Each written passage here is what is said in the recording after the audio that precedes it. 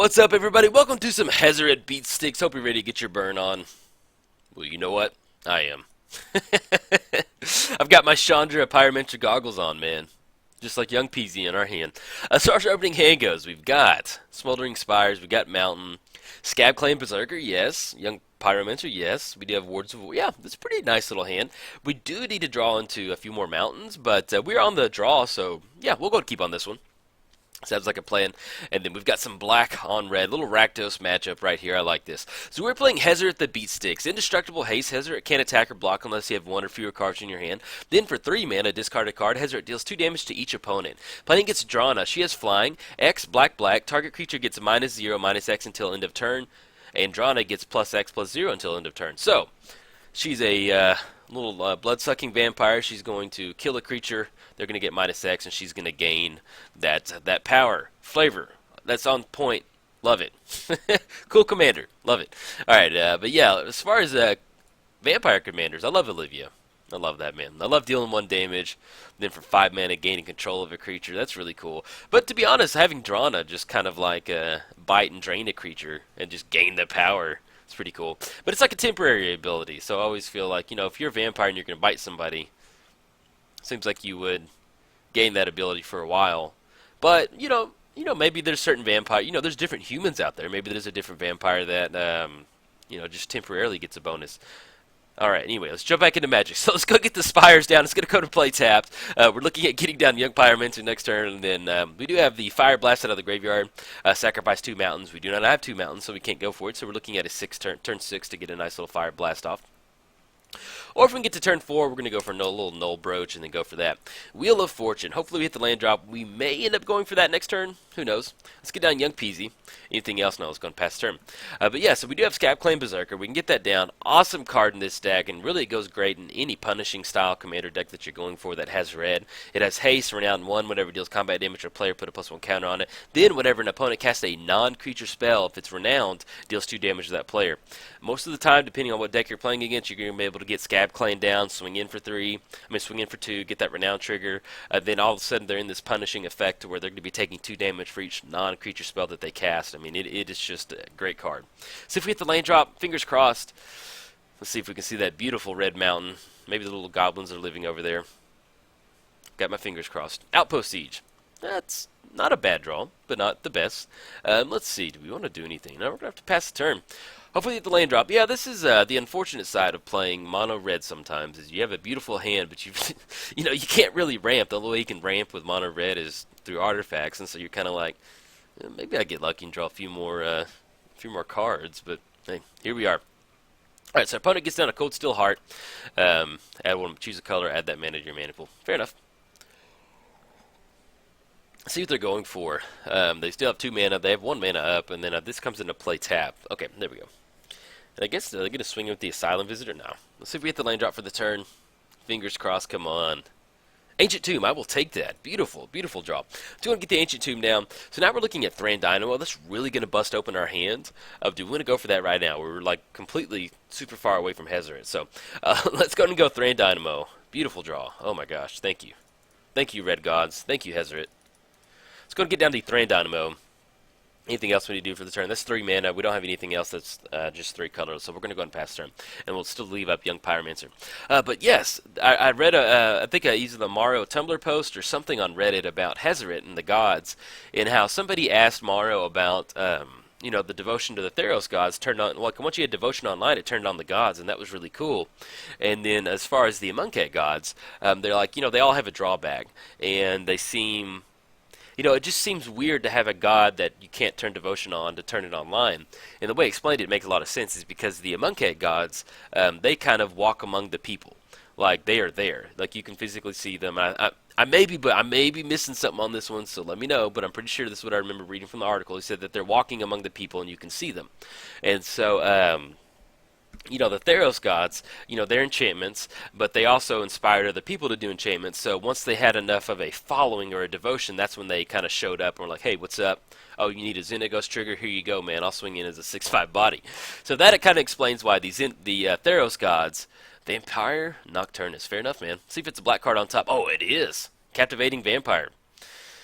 Love it. I love vampires. But yeah, so long story short, the Theros gods, they were actually god gods, but the Amonkhet gods, they're kind of like, they're there. They're just kind of chilling, doing their thing.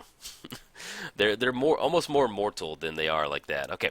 All right, so we do have Wheel of Fortune. So we actually get into spots where we could Wheel of Fortune, shake our hand up, kind of take away that nice little bonus. If they go for Captivating Vampire, this could be another another Vampire Lord, and then tap 5, gain control. You know, eventually they're going to get into spots where they're going to have 5 vampires on the battlefield.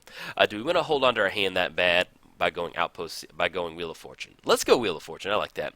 So we're looking at red, 2. I'm okay with this at this point. We're going to get a Young Pyromancer trigger, Elemental trigger. Alright, we turn off the Vampire Nocturnus. Oh, awesome, beautiful hand. Let's go ahead and get the Mountain down. Does that sound good? Yeah, let's go and get the Mountain down. So now we're looking at 1, 2, 3, 4, 5. We can't commune with the lava, but let's go ahead and go for... Actually, if we go... Kindle the Carnage. We're going to lose out on... Yeah, I like Kindle the Carnage, actually, on this one. We're going to go red. Now that I think about it, we're going to keep discarding cards, because we're going to eventually get into a spot to where we can... We're going to get that Young Pyromancer trigger, but we're going to lose everybody. And then we may just dump our hand. Do you want to repeat it? That's 2 damage across everybody? Yes. There goes our land. So that's 3 damage across everybody. That's going to take care of everybody. And we'll still have Burning Inquiry. We'll make the land drop. Yeah, I like that. Okay, take care of the board. We have 2 mana floating. No, we're going to go and pass turn. All right, beautiful, man. That shook out really well. Yeah, with that Vampire Nocturnus, man, you're playing against Mono Black. You know, they're going to get the... once that's online, it's really hard to beat a Vampire Nocturnus. So I'm glad we kind of took care of that stuff. And took care of the Captivating Vampire, because that Vampire Lord with the tap 5 Vampire's ability to gain control would have been really bad. All right, so now we're looking at Hazoret next turn. We get down Hazoret, we can swing in. Butcher of Malachar.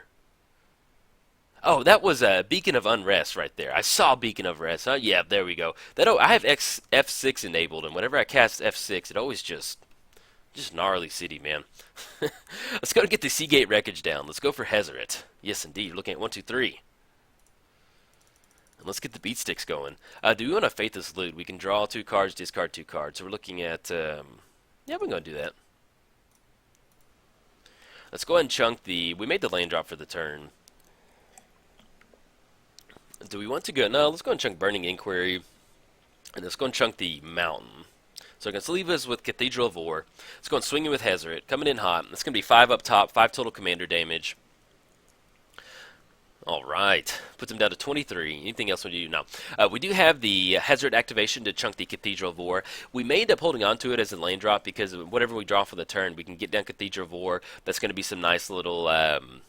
It's going to be some nice little Exalted triggers for Hazoret swinging in, so we're probably going to go ahead and hold on to it. We do have Seagate Wreckage. We can draw a card, activate this only build-up. We have no cards in hand. So depending on how the hand shakes down, we can get into spot to whatever we draw. We can play a Cathedral of War.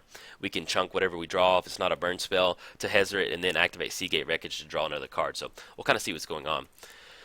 And our opponent is going for Bloodseeker. Awesome card, man. I had him in my... Uh-oh. Whenever a creature you control dies. Okay, Grave Pact. That's going to be some gnarly city right there.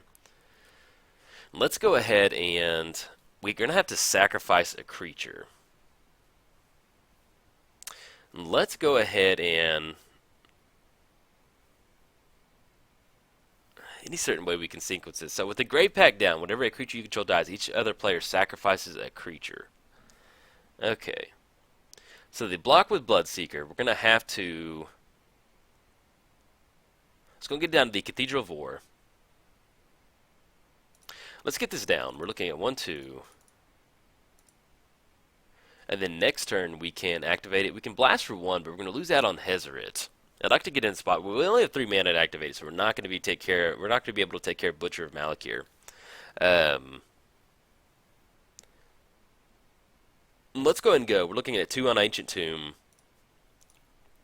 And I take 2 damage, not thrilled about that.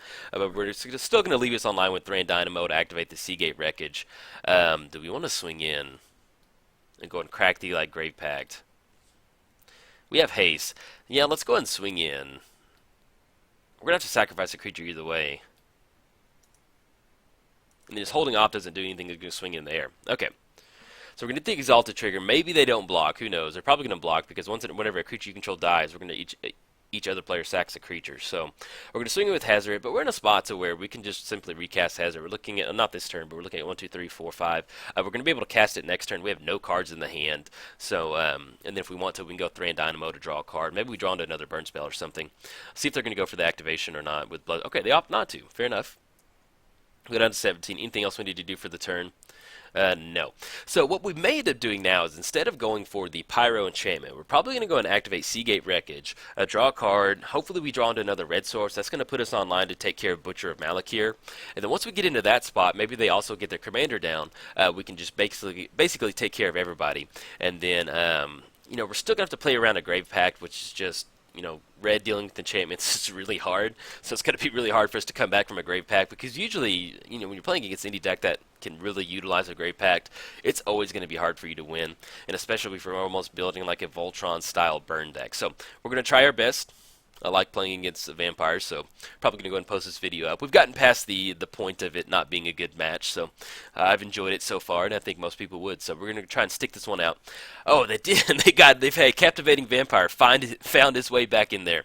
Do they have another vampire? No, they do not. So right now we're hoping for another red source. What we can do is we can just chain all of these triggers together and kind of take care of their creatures. We're not going to be able to take care of the Butcher, but if we take care of the Captivating Vampire, that'll still get rid of the Lord bonus once we deal that 2 damage, activating it in response. Okay, swinging in for 6. It's going to put us down to 8. Let's go and activate that Seagate Wreckage. We are looking for a red mana source on this one. This is what we're looking for. Let's go and activate it. Draw a card. Look at 1, 2, 3. See if we had a mountain. Insult to injury. Damage can't be prevented this turn. Okay. See if we had a red source. Draw into Mind Stone. Let's go and get the Mind Stone down. Look at 1, 2. Let's go and crack on that one.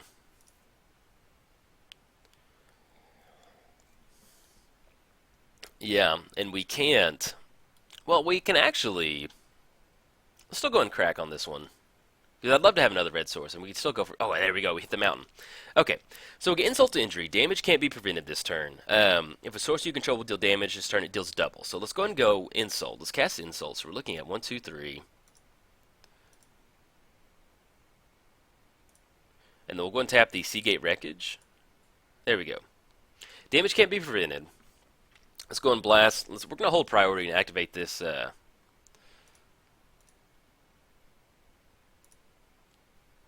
We're going to hold priority and keep activating it, because that's going to be 3, and I think it's going to take care of a big chunk of those creatures. Okay, so we got those triggers on the stack, so we're going to deal 1 damage to the Captivating Vampire, and then we're going to have to sacrifice a creature either way, so tons of triggers. Always yield. And then always yield to this one. There we go. So we're going to yield to the Grave Pact. We still have 2 more triggers on the stack. Sacrifice Hazoret. Choose this. We have 2 more triggers. We're going to take care of Drana. Take care of Butcher. There we go. And then we're going to have to sacrifice the Pyro because it's going to deal 1 damage. If there's no creature on the battlefield, we're going to have to sacrifice it. Alright, now we're looking at... We can go for Hazoret. Hazoret's going to have... we're down to 2. And we lose our enchantment. So we're going to be able to cast Hazoret out of the command zone. We're going to definitely have enough mana for that. Just kind of depends on what our opponent gets down. Alright, they're going for Drana. They can activate Drana for 1. But looking at flying in the air. So we're going to have to find an answer for Drana on this one. But other than that, it's been a nice little match back and forth. Yeah, Grave Pact. It's just one of those cards that is just... When you're playing mono red, you just really don't have an answer for it. Flames of the Bloodhound. Okay. Looking at 5 coming across. Let's go Hazoret. Let's go. Let's get Thran Dynamo. Maybe we do something. Who knows? Looking at 1, 2. Don't want to tap the Ancient Tomb. That would be not good. And we have just enough for Flames of the Bloodhound. Alright, let's get Hazoret down. Let's go and swing in. Coming in hot. We're going to get the Exalted trigger for 6. Puts him down to 5. 1 away. That's the... oh, man. Whew. Go down to... Puts him down to 5. And then, let's see, can we get out of this? We're down to 2.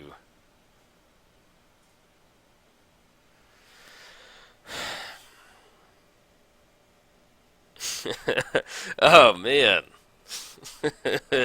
Woo! We got Flames of the Bloodhound for 4. Let's go and send it up top. Oh, man.